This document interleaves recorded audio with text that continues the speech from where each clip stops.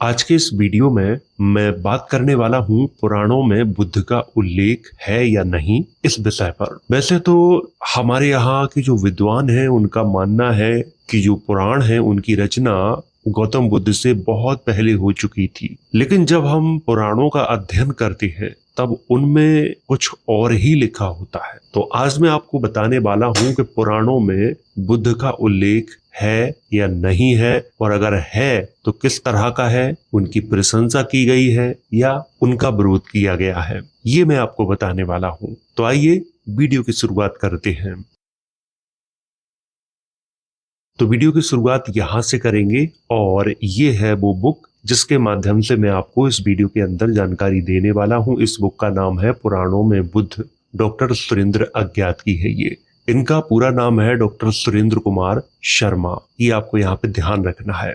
और अगर आप लोग इस बुक को पढ़ना चाहते हैं तो इसकी जो लिंक है आपको वीडियो के डिस्क्रिप्शन बॉक्स, कमेंट बॉक्स और टेलीग्राम चैनल पे आपको मिल जाएगी, तो वहां से मंगवाकर इसे आप पढ़ सकते हैं। इसमें बहुत ही अच्छी जानकारी दी है, और सुरेंद्र कुमार शर्मा ने जो जो बातें इसमें लिखी हैं वो बहुत ही अच्छी हैं और सटीक जानकारी देती हैं पुराणों के बारे में। पुराणों में बुद्ध, तो यहाँ आपको ध्यान रखना है कि जितने भी हमारे पुराण हैं उन सभी में दो पुराणों को छोड़कर, मार्कंडेय पुराण और वामन पुराण को छोड़कर, सभी में बुद्ध का उल्लेख मिलता है। ये आपको ध्यान रखना है। और ये भी ध्यान रखना है, जो लोग ऐसा सोचते हैं कि पुराणों की रचना गौतम बुद्ध से पूर्व हुई है या महावीर से पूर्व हुई है, तो उनका ध्यान बिल्कुल गलत है। अभी मैं आपको अच्छे से समझाने वाला हूं कि पुराणों में उनकी आलोचना भी की गई है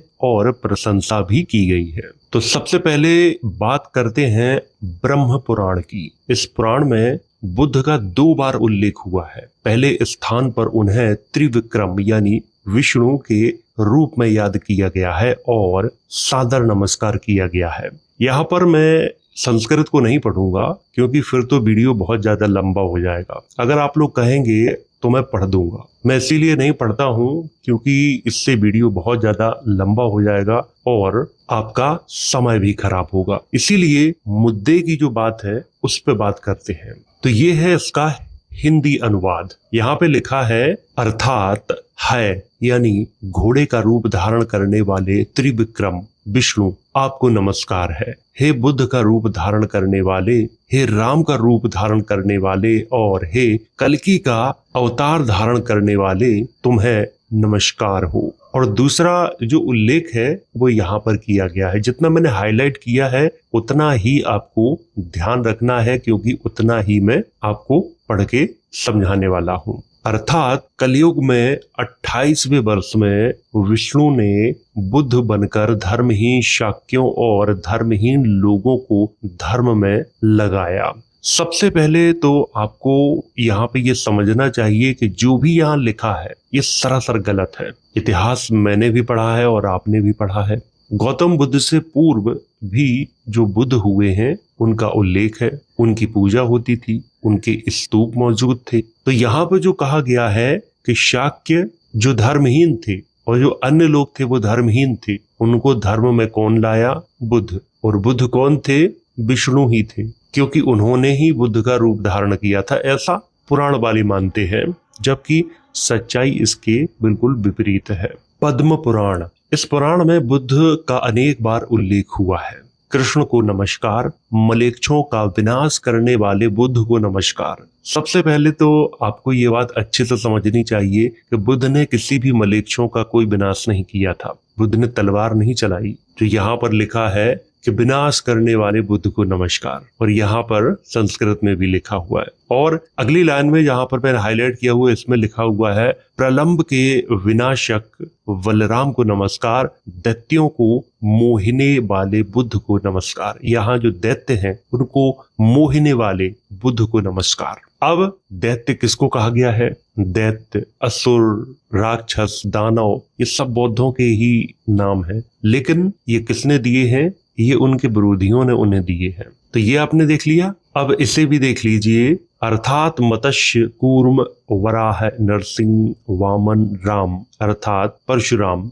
राम, कृष्ण, बुद्ध और कल्कि ये 10 अवतार हैं। तो अवतारों की चर्चा भी पुराणों में मिलती है। तो जो भगवान विष्णु के 10 अवतार हैं उनका उल्लेख भी पुराणों में किया गया है और वहां पे बुद्ध का भी उल्लेख है। यहाँ पर बहुत अच्छी बात की गई है, तो इससे मैं आपको थोड़ा समझा देता हूँ। नग्न व नीले कपड़ों वाले, पुराणों में आगे कहा गया है कि बौद्धों का जो शास्त्र है वो असत्य यानी झूठा है और ये लोग नग्न रहते हैं या नीले रंग के कपड़े पहनते हैं। तो सबसे पहले मैं आपको ये बता देता हूं कि गौतम बुद्ध से पूर्व और गौतम बुद्ध के बाद भी कुछ जो बौद्ध साधु थे वो नग्न ही रहते थे, जंगल में रहते थे नग्न अवस्था में। ये बात बिल्कुल सही है। कुछ वस्त्र भी पहनते थे, लेकिन यहाँ पर नीले रंग के वस्त्रों की बात आई है तो नीले रंग के वस्त्र तो आज तक मैंने किसी भी बौद्ध साधक को पहने हुए नहीं देखा है। तो ये आपको यहाँ पे समझना है, लेकिन इसकी जो प्रतिक्रिया है नीचे यहाँ पे दी गई है, अर्थात दैत्यों के विनाश के लिए बुद्ध का रूप धारण किए विष्णु ने बौद्धों के झूठे शास्त्र का उपदेश दिया। ये बौद्ध या नग्न रहते हैं या नीले वस्त्र धारण करते हैं। मायावाद भी झूठा शास्त्र है और मायावादी लोग, अब मायावादी में किस किस को शामिल किया गया है? शंकराचार्य को, शंकर का मायावाद आदि। अब पुराण लिखने वाले भी शंकराचार्य को कहाँ खड़े कर देते हैं? मायावादियों में। और मायावादी किसको कहा गया है? बौद्धों को कहा गया है। अब यहाँ पर शंकराचार्य को सीधा स्पष्ट क्या कहा गया है? परिच्छन्न बौद्ध हैं, यानी ये छुपे हुए बौद्ध हैं तो बौद्ध, लेकिन ये खुल के नहीं कहते कि मैं बौद्ध हूं। काम सारे उन्हीं के करते हैं। आगे लिखा है अर्थात ऊपर से अपने को उनसे अलग बताने वाले ये लोग छिपे हुए बौद्ध हैं, जैसा कि मैं अभी आपको बता चुका हूं। शंकराचार्य को मानने वाले जितने भी हैं उन्हें परिच्छन्न बौद्ध ही कहा गया है, क्योंकि उनके जितने भी कर्म हैं उनमें कहीं ना कहीं बौद्धों का प्रभाव दिखाई देता है, इसीलिए उन्हें परिच्छन्न बौद्ध कहा गया है। विष्णु पुराण, इस पुराण में बहुत बेहुदा बातें बुद्ध के बारे में कही गई हैं। कहा गया है कि शाक्य से क्रुद्धोदन पैदा हुआ, उससे रातुल पैदा हुआ। यहाँ पर जो नाम लिखे हैं शुद्धोधन का क्या हुआ? क्रुद्धोदन। ये आपको यहाँ ध्यान रखना है। राहुल का रातुल लिखा हुआ है, नाम तक ठीक से नहीं लिख पाए हैं। और यहाँ पे आपको ये भी ध्यान रखना है कि गीता प्रेस गोरखपुर से छपे विष्णु पुराण में नाम सही कर दिए गए हैं। अभी बहुत सी जगह मैं देखता हूँ कि अब नाम धीरे धीरे सही किए जा रहे हैं। ये आप यहाँ पे पढ़ लें अच्छे से, और जितना हाईलाइट किया है वो मैं आपको पढ़ के बताता हूँ। लिखा है इस पुराण का हाल इतना बुरा है कि इसका एक संस्करण शुद्धोदन का नाम तो क्रुद्धोदन लिखता है और राहुल को रातुल। ऐसा अज्ञान बस लिखा गया या द्वेष बस कहा नहीं जा सकता, क्योंकि दोनों तरह की संबंध संभावनाएं हैं। यह तो हुई नामों की बात, अब जरा संबंधों को देखें। शाक्य शुद्धोदन का पिता नहीं, पूर्व पुरुष था जिसके नाम पर इस गणराज्य का नाम शाक्य पड़ा था। ये बात बिल्कुल सही है। अतः शाक्य से शुद्धोदन का जन्म बताना हास्यास्पद है, यह असत बात है। राहुल शुद्धोदन का पुत्र नहीं पौत्र था, वह सिद्धार्थ का बेटा था। अतः पुराण का यह बयान भी एकदम गलत है। जो लोग पुराणों को इतिहास बताते नहीं अघाते, उन्हें इस तरह के गड़बड़ घोटाले को आंख खोलकर और निष्पक्ष होकर जांचना चाहिए। ये बात बिल्कुल सही है। जिन लोगों को ऐसा लगता है कि पुराणों में इतिहास है और उसमें जो बातें लिखी हैं वो बिल्कुल सही है, तो उनके बारे में बस इतना ही कहा जा सकता है कि अभी उनकी बुद्धि का विकास पूरी तरह से हो नहीं पाया है और तर्क तो उनके अंदर है ही नहीं। पुराणों का अध्ययन मैंने भी किया है। ऐसी ऊट पटांग बातें लिखी हैं कि आप जब भी पढ़ो तो पूरा दिमाग ही चकरा जाता है। तो ये भी आपको यहाँ पे ध्यान रखना है कि पुराणों में लिखी हर बात सच नहीं है, उसे हमें जांचना पड़ता है। बिना जांचे किसी भी ग्रंथ में लिखी हुई बात को हम इतिहास नहीं कह सकते। आगे लिखा है, जब पुराणों में ऐसे प्रसिद्ध तथ्यों का यह बुरा हाल है, तब अन्य मामलों में वे कितने विश्वसनीय हो सकते हैं। ऐसा कौन कह रहा है? डॉक्टर सुरेंद्र कुमार शर्मा कह रहे हैं। वायु पुराण में देख लेते हैं कि वायु पुराण में क्या कहा गया है। इस पुराण में बोधि वृक्ष को तो अश्वत्थ यानी पीपल कहा गया है, परंतु उसके साथ ब्राह्मणों ने अपने श्राद्धों को जोड़कर अपनी रोटियां सेकने और उनका बीमा करवाने का प्रयास किया है। ये यहाँ पे लिखा हुआ है, हिंदी अनुवाद ये है जो मैंने हाईलाइट किया हुआ है। लिखा है, अर्थात पीपल के रूप में मौजूद बोधि दुम को नमस्कार है। वह ब्रह्मा, विष्णु और शिवमय है। कौन है शिवमय? बुध।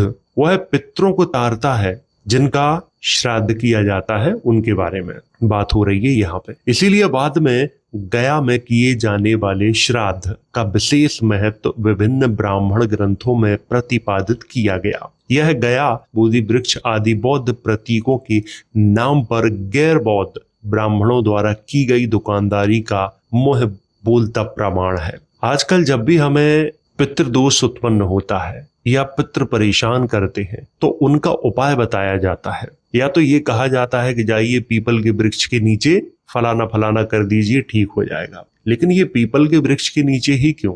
आपके जो पितृ हैं वो शांत हो जाएंगे। यानी बुद्ध ऐसे हैं जो पितरों को शांत कर देते हैं।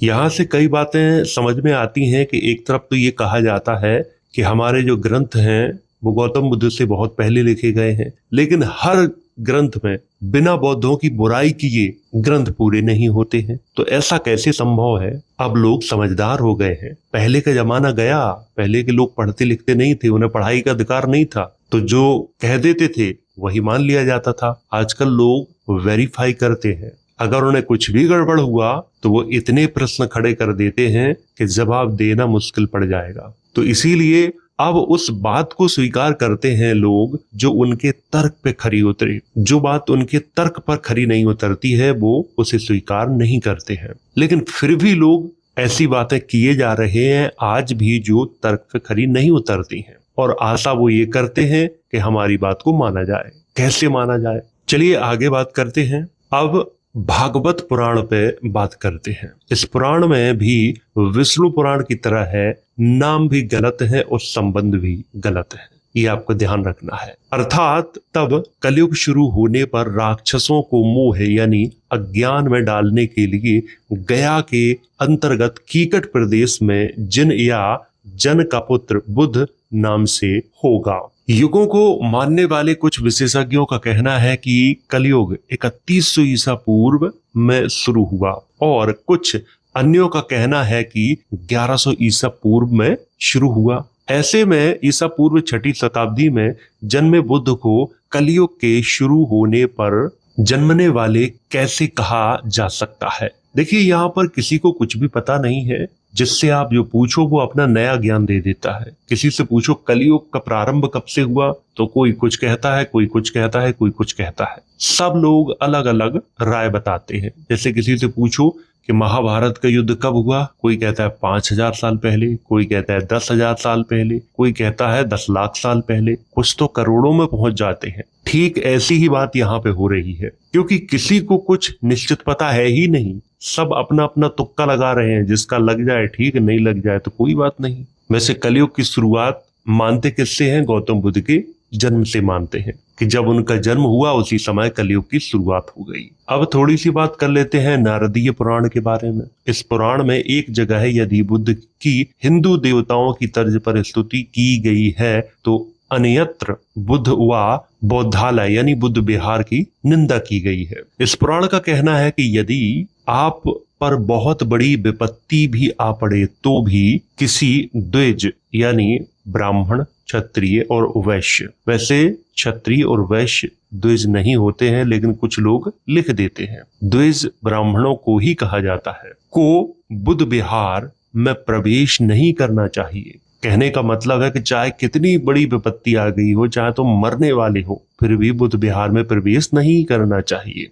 आजकल तो एक स्टेट का ही नाम बिहार है, क्या करोगे? और बहुत से महानगर हैं जिनमें तमाम विहार बने हुए हैं। आगे लिखा है, यदि कोई बुद्ध विहार में प्रवेश करता है तो उस पाप की सैकड़ों प्रायश्चितों से भी शुद्धि नहीं होती। बौद्ध क्योंकि वेद की निंदा करते हैं और पाखंडी हैं, अतः द्विज को इन धर्म बहिष्कृतों को देखना भी नहीं चाहिए। अछूतों को तो छूने से द्विज को पाप लगता था और उसका धर्म रसातल में चला जाता था, परंतु बौद्धों के मामले में उन्हें देखने से ही उनके धर्म की टांग टूट जाती थी। पुराण आगे कहता है कि यदि कोई अनजाने में बुद्ध विहार में घुस जाए तो उस पाप से मुक्ति का शायद कोई साधन हो तो हो, परंतु जो जानबूझकर उसमें प्रवेश करे उसके पाप से छुटकारे का कोई उपाय नहीं है। ऐसा शास्त्रों ने पक्के तौर पर कहा है और ये है वो श्लोक। अच्छे से इसका स्क्रीनशॉट ले लो ताकि आपको बाद में ध्यान भी रहे। और एक ये है, इसका हिंदी अनुवाद है, अर्थात चाहे कितनी बड़ी मुसीबत आ जाए, चाहे प्राणों के लाले पड़ जाएं, तो भी यवनों की भाषा ना बोले, चाहे पीछे पागल हाथी ही क्यों ना पड़ जाए तो भी जैन मंदिर में प्रवेश मत करें। हाथी से अपनी जान बचाने के लिए भी नहीं, चाहे हाथी तुम्हें जान से मार दे, कुचल डाले, मसल डाले, लेकिन फिर भी जैन मंदिर में प्रवेश नहीं करना चाहिए। यहाँ पर बौद्धों के बारे में भी लिखी है और जैनों के बारे में भी अंड संड बातें लिखी हुई हैं। आपको क्या लगता है, अगर कोई मर रहा होगा और कोई जैन वहां खड़ा होगा तो क्या वो उससे मदद नहीं मांगेगा या मर ही जाएगा? ये कौन सा धर्म है? धर्म व्यक्ति को मानवता सिखाता है, नफरत पैदा करना नहीं। और जहां नफरत की बातें हों वहां धर्म नहीं होता है। अग्नि पुराण, इस पर भी थोड़ी सी बात कर लेते हैं। पुराण कहता है कि देवासुर संग्राम में दैत्यों से हार कर देवता ईश्वर के पास गए और बचाओ बचाओ की रट लगाने लगे। तब शुद्धोधन के पुत्र ने माया मोह का रूप धारण कर लिया। उसने दैत्यों को मोह यानी अज्ञान में डालकर उनसे वैदिक धर्म छुड़वा दिया। वे दैत्य बौद्ध कहलाए। अन्य भी वे लोग बौद्ध कहलाए जिन्होंने वेद मार्ग का त्याग कर दिया था। वह अरहत हो गया और दूसरे को अरहत बनाने लगा। इस तरह वैदिक कर्म कांड को छोड़कर लोग पाषंडी यानी वेद विरोधी बन गए। किसी दिन मैं आपको और अच्छे से जानकारी देने वाला हूं कि गौतम बुद्ध के समय में कौन से वो लोग थे जो कर्म कांड करते थे। उस समय दो टाइप के लोग थे जो कर्म कांड करते थे। कुछ लोग थे जो इजराइल से भाग के आए थे और कश्मीर में जाके उन्होंने अपना एक गांव बसा के रहने लगे थे। इनके बारे में मैं किसी न किसी वीडियो में आपको अवश्य बताऊंगा। फिलहाल इस वीडियो में तो आपको उनके बारे में जानकारी नहीं दूंगा। अब यहाँ पर थोड़ी सी बात कर लेते हैं पाषंडी के अर्थ पर या पाखंडी के अर्थ पर, क्योंकि कुछ लोगों को इसके सही अर्थ की जानकारी नहीं है। कुछ लोगों को लगता है कि पाखंडी वो है जो खूब पूजा पाठ करता है, खूब भक्ति करता है, वो पाखंडी है, जबकि इसका जो अर्थ है वो बिल्कुल विपरीत है। पाखंडी वो है जो वेद को नहीं मानता, पाखंडी वो है जो वेद के सिद्धांत का खंडन करता है, वो पाखंडी है। तो आज हर व्यक्ति पाखंडी है, क्योंकि वेदों में तो बहुत सी बातों का जिक्र किया गया है, उनके नियमों को तो कोई मानता नहीं है। वो भी नहीं मानते जो ये कहते हैं कि मैं हिंदू हूं, वो भी नहीं मानते, फिर तो वो भी पाखंडी हुए। अब यहाँ पर ये भी पढ़ लेते हैं। यहाँ पुराणकार ने मूर्ति का वर्णन करते हुए अंत में अपना पौराणिक रूप दिखा ही दिया जब उसने कहा कि बुद्ध वर देने वाले हैं। इसीलिए मैं कहता हूं कहीं कहीं पर बुद्ध की अच्छी प्रशंसा की गई है पुराणों में, और कहीं कहीं खूब भर भर के गालियां दी गई हैं। और सिर्फ बौद्धों को नहीं दी गई हैं, साथ में जैनों को, आजीवकों को और जितने भी थे सबको दी गई हैं। जो समण परंपरा के अनुयायी थे सबको गालियां दी गई हैं। यहाँ पर क्या लिखा गया है वो मैं आपको समझा देता हूँ।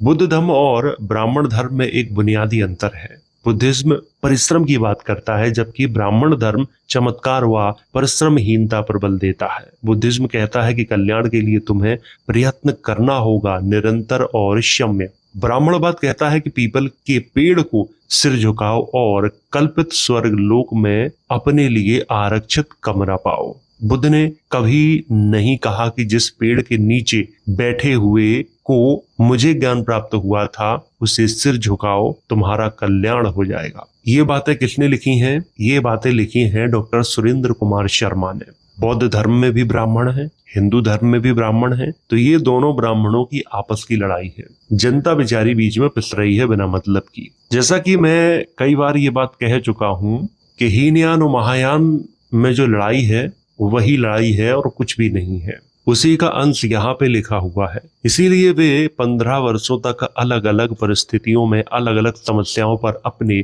विचार लोगों को समझाते रहे। यदि उस वृक्ष को सिर झुकाने से कुछ होना होता तो स्वयं बुद्ध ही यह कह सकते थे। उन्हें दुकान नहीं चलानी थी, उन्हें मानवता का कल्याण करना था। अतः वे पेड़ की पूजा से स्वर्ग में सीट बुक होने की बात नहीं कर सकते थे, परंतु पुराणकार को दुकान चलानी थी। अतः उसने बौद्धों के प्रतीकों को हत्या कर वहां भी अपना काउंटर खोल दिया और स्वर्ग के लिए टिकटें बेचनी शुरू कर दी।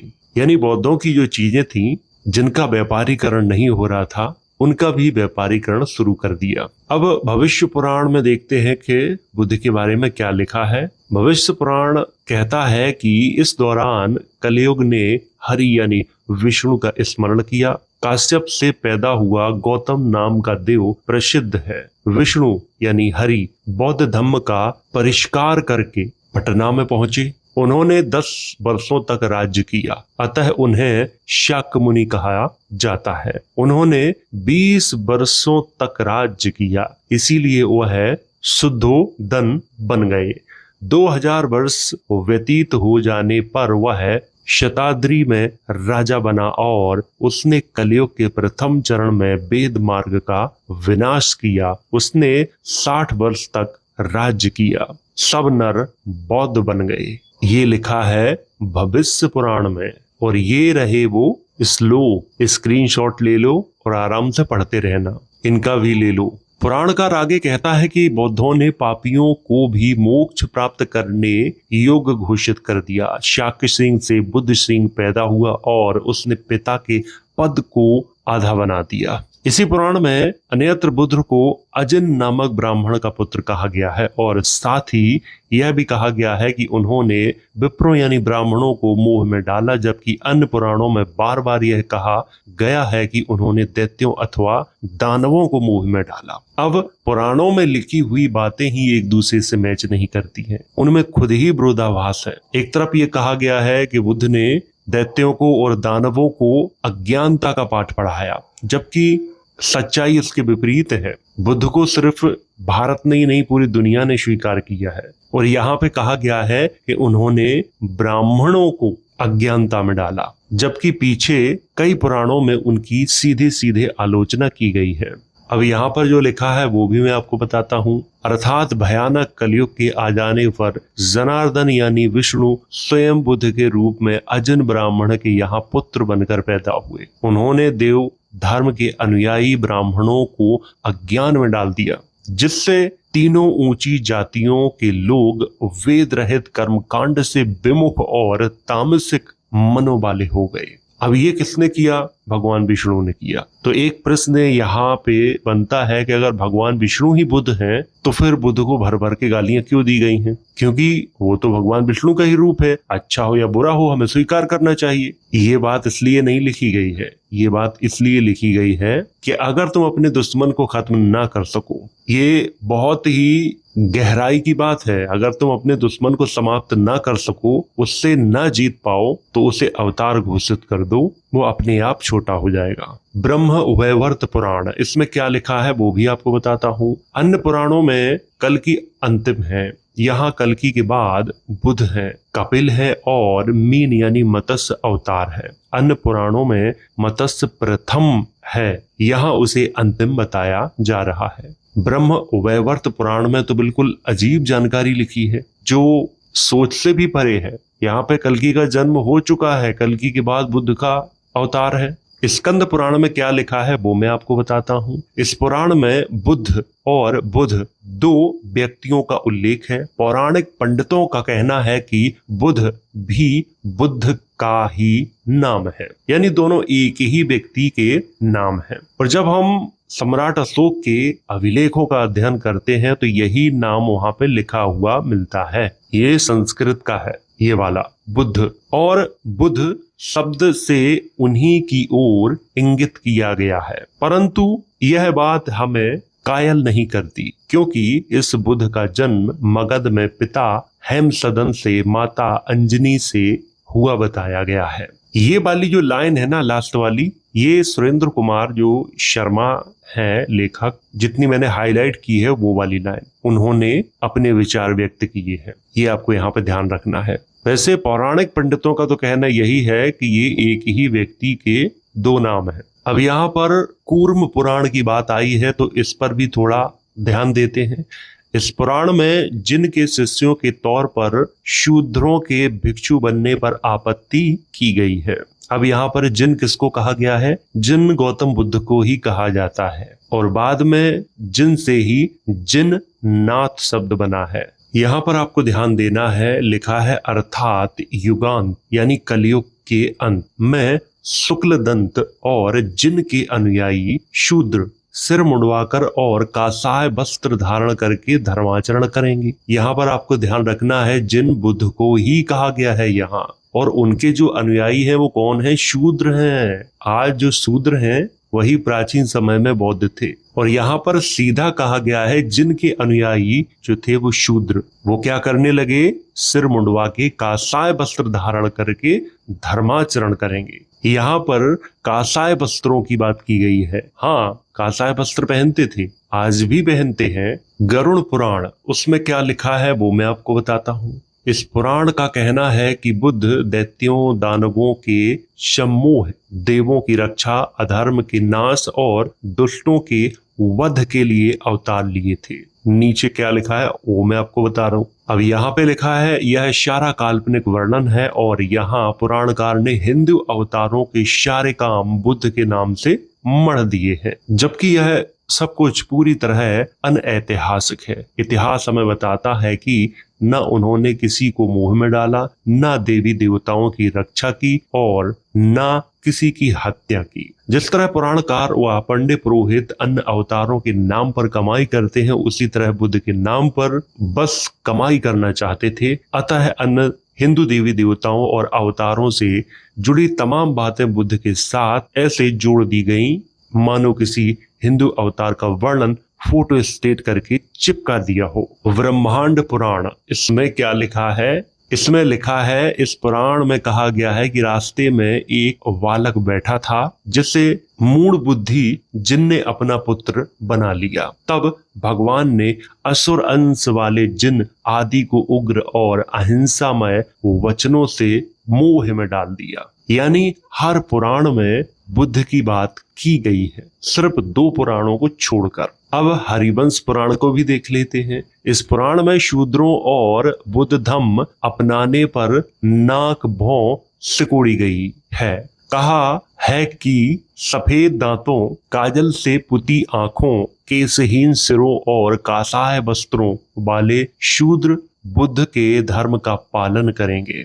यहाँ पर भी बुद्ध का उल्लेख किया गया है, यानी इस पुराण में भी बुद्ध का उल्लेख किया गया है। अब अंत में एक और पुराण है जिसके बारे में मैं आपको बता देता हूँ। वैसे तो और भी हैं पुराण जिनमें उनका उल्लेख किया गया है, क्योंकि वीडियो लंबा हो जाएगा, इसीलिए मैं इस पुराण के बारे में आपको बता देता हूँ कि इसमें क्या लिखा है। इसका नाम है नीलमत पुराण। कुछ लोगों ने तो नाम भी नहीं सुना होगा। यह पुराण कश्मीर से संबद्ध है और बुद्ध के प्रति इसका दृष्टिकोण शेष सब पुराणों से अलग किस्म का है, क्योंकि कश्मीर का है इसीलिए। इसमें बुद्ध को यद्यपि विष्णु का ही अवतार बताया गया है, तथापि उन्हें न दैत्यों को मोह में डालने वाले बताए गए हैं, ना ही उन्हें विनाश की ओर ले जाने वाले, बल्कि उन्हें जगत गुरु कहा गया है। अब आपको पता चला कि जगत गुरु सबसे पहले किसको कहा गया है? गौतम बुद्ध को ही कहा गया है। बुद्ध के जन्मोत्सव को मनाने का इसमें सुंदर वर्णन मिलता है। कहा है कि भावी बुद्ध नाम के जगत गुरु का जन्म वैशाख महीने में चंद्रमा के पुष्य नक्षत्र में होने पर होगा। उस दिन उनकी मूर्तियों को स्नान कराना चाहिए और भिक्षुओं के निवासों को चूना पोतना चाहिए तथा चैत्यों की दीवारों पर चित्र बनाने व लगाने चाहिए। इस जन्मोत्सव में नटों नर्तकों के कार्यक्रम के बाद भिक्षुओं यानी शाक्यों का पूजन सत्कार करना चाहिए। उन्हें चीवर, भोजन और पुस्तकें दान करनी चाहिए। यह उत्सव 3 दिन तक चलना चाहिए। इस दौरान बुद्ध की मूर्तियों को खाद्य पदार्थ, पुष्प, वस्त्र आदि चढ़ाने चाहिए तथा गरीबों को दान देना चाहिए। ऐसा किसमें लिखा है? नीलमत पुराण में लिखा है। ये लो, मैं इसको अच्छे से दिखा भी देता हूँ। ये लिखा है, स्क्रीनशॉट ले लो, वेरीफाई कर लेना। ये लो, ये लिखा है। आगे और शिव पुराण में भी उल्लेख मिलता है और भी पुराणों में मिलता है। 2 पुराणों को छोड़कर सब में बुद्ध का उल्लेख किया गया है। किसी में आलोचना की गई है तो किसी में प्रशंसा की गई है। तो जो लोग आज तक ये नहीं जानते थे कि बुद्ध का उल्लेख पुराणों में नहीं किया गया है, वो आज ये जान गए होंगे कि बुद्ध का उल्लेख वहां पे किया गया है। और अगर आप लोग ये बुक पढ़ना चाहते हो तो इसकी लिंक वीडियो के डिस्क्रिप्शन बॉक्स, कमेंट बॉक्स और टेलीग्राम चैनल पे आपको मिल जाएगी। तो वहां से मंगवा के इसे आप पढ़ सकते हो। तो उम्मीद है ये वीडियो आपको समझ में आया होगा।